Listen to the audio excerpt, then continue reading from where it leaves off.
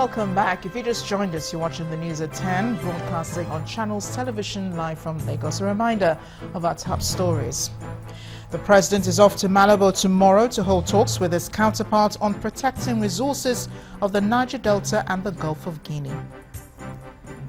Police prepare for the River State rerun elections, deploy 6,000 officers and men. Christian Association of Nigeria Northern Region condemns underage marriage.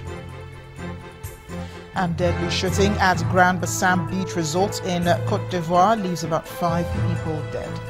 It shows an overloaded motorcycle carrying 7 people, including an infant and children. Quite a dangerous move there. An eyewitness reporter calls on state authorities to prohibit such dangerous acts. This photo shows a road accident which occurred along the Kaduna-Zaria highway. Our eyewitness reporter advises drivers to be more careful and adhere to speed limits. Finally, this photo was sent in from Nnewi in Anambra State. It shows a street littered with refuse. Our reporter calls on residents in the affected area to stop the indiscriminate dumping of waste on the streets.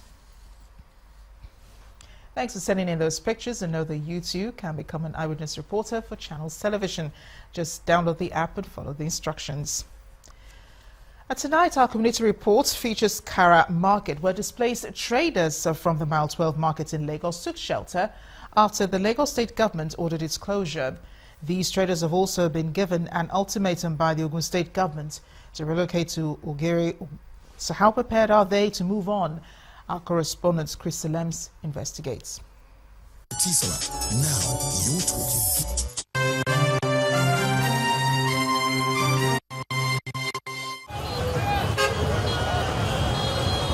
This is Kara in Ogun State, where business activities shifted to since the closure of the Mile 12 market in Lagos.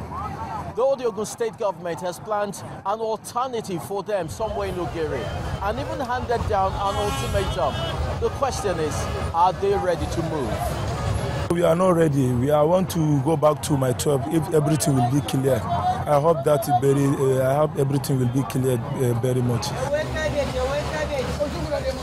As at the time of this visit, the ultimatum handed down to them by the state government ought to have expired. But business activities are still ongoing as more goods are offloaded, some clearing the leftovers from their trucks. A few others search through the piles of perishables, hoping they can find something to spare. Buying and selling continue freely, though the state of the environment leaves much to be desired, as it has become sort of a huge dump site for decomposing foodstuff.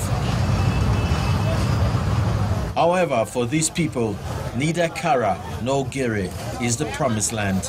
This place is actually not an ideal location for this market. As you can see, we can't park. My car or my husband has gone so far away. I don't even know how to locate it, but I keep moving. There's no parking space there. You can see so many, pepper and all that rotting away there. It's not fair. I'm not saying that what happened at my 12 is okay, but as it is, this is not the ideal location. If they don't want them to stay over there, it is not a problem, because of course we actually know the problem we have over there. But if they can find a decent environment for them to do their business, we don't have a problem with it. But we can definitely start going to Ogere. That's going to Ogun State to go and buy pepper.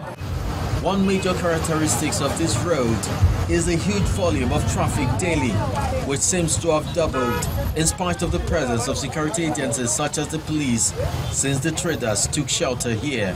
Already we are suffering on this road.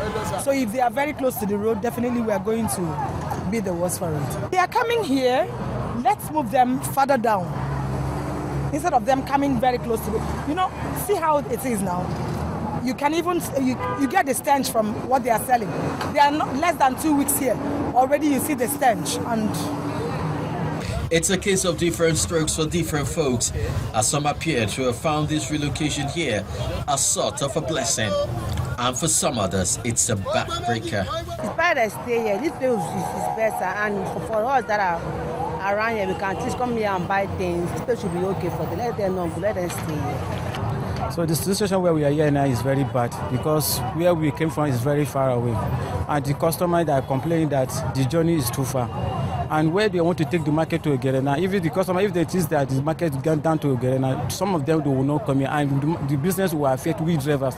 While the leadership of Mile 12 Market continues their dialogue with the Lagos State Governor over the reopening of the market, and Ogun State Government works towards upgrading the Ogere alternative, the interest of the citizens is expected to drive the final outcome of this journey. Chris Illems, Channels Television News.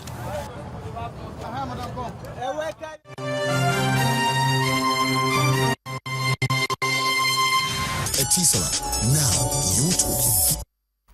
There have been a lot of environmental issues advanced by experts on why Kara Market should be relocated. Now, with the movement of the Mile 12 market traders to Kara, more activities are recorded on the Lagos-Ibadan highway and also between the long stretch of bridge from Bega bus stop to Opik area on the express road. With poor sanitation in the area, there are fears that in the next couple of days, the pressure may result into more environmental issues.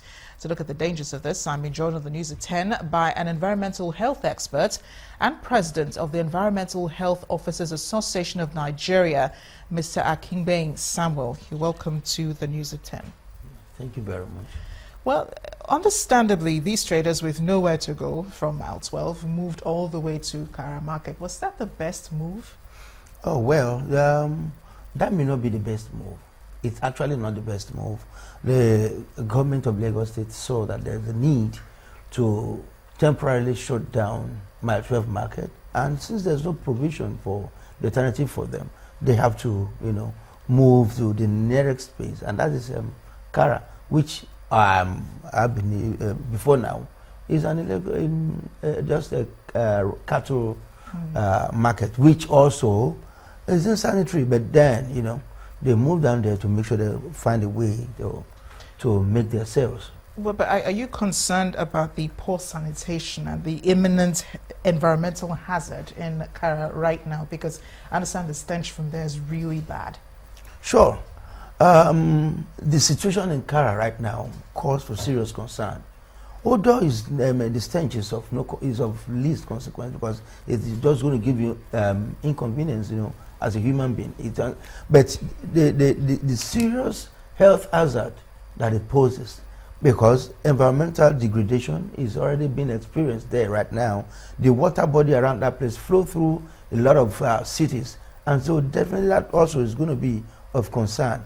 The mixture, the coming together of cattle, animal and man in the same area is another concern. Definitely the waste that's going to be that's being generated every minute in that place right now is also of concern. So the government should look into what to do almost immediately. But I'm thinking that should also be a challenge for health experts such as yourself who have visited the area and have seen the condition. What would you suggest the government does about Kara? Unfortunately, that place falls under Ogun State, and right now Ogun State civil servants are on strike, and so including all environmental health experts in the state. This is a serious concern, and the Ogun State government needs to do something immediately, maybe to recall health officials to make sure they go back there, or Lagos State government will liaise and work in close collaboration with the Ogun State government, knowing fully well that the next point of call, the next place outside Lagos is that Kara. And more so, the consumer, the target population for this of these people are in Lagos. Lagos is where these things are moving to, and definitely we can't afford to fold our hands. Now the two governments of the two states must work hand in hand to make sure this is arrested. But we've gone there and see what is happening, and it calls for serious concern. This is why we have to make this clarion call, because if you go outside, apart from the nuisance of the sales there are a lot of places within the southwest Nigeria that is attractive to people moving from outside Nigeria and even northern part of Nigeria. We know what is happening there right now. So if you're traveling out of Lagos, out of Ogun or your state, you see trailers coming into the southwest. They are coming with people, hundreds of people in these their trucks. They are coming, and it is because there is always a place to hide. It's not bad for them to move down to metropolis like Lagos, Abeokuta, or town.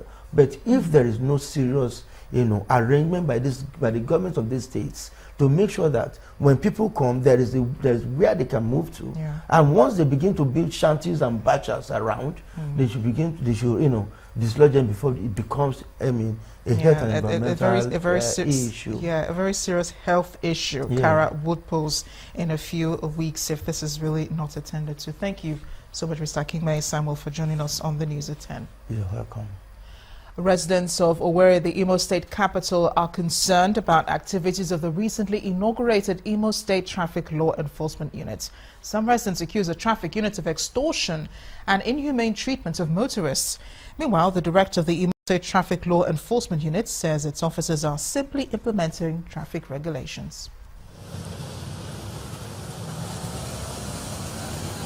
Where to draw the line between keeping to the rules and exploiting the system appears to be a major bone of contention between motorists and the Imo State Traffic Law Enforcement Unit.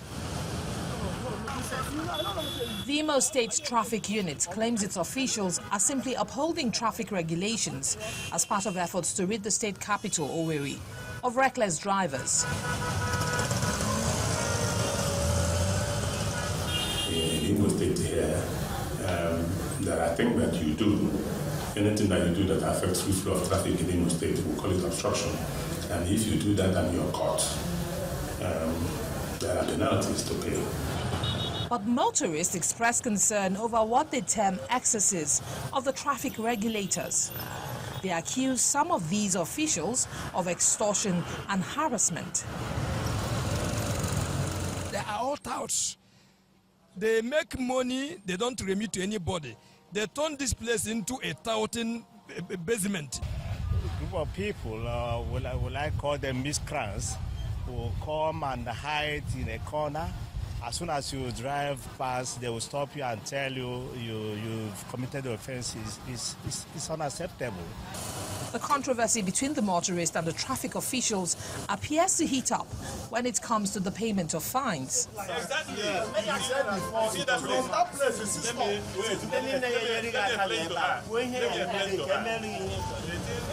Some residents of the state are also calling on the government to suspend the activities of the traffic regulators.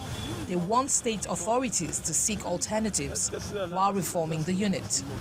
If it is solely designed to check traffic offenses, it's okay.